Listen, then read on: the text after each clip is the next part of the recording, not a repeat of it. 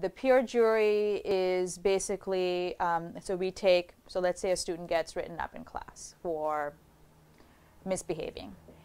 And they may get referred to peer jury, which is a jury of their peers, and the student is then, in that process, the student gets to actually reflect on what he or she did, which is a very vital part of making sure that that behavior doesn't happen again. Because often if you just suspend them, they're angry, they go home and they have a good time, they come back, and they don't really take the time to be reflective.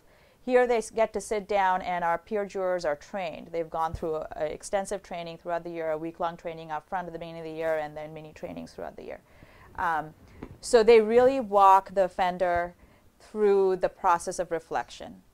And they also then jointly come up with next steps.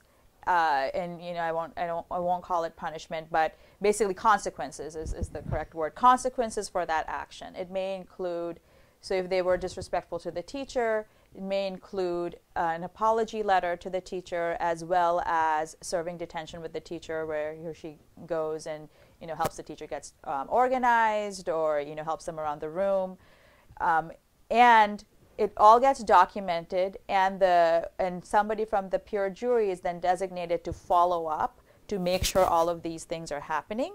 And then that person is also then in charge of making sure that this behavior doesn't repeat itself, because if it does, it gets documented, and then it's something more serious than just a peer jury.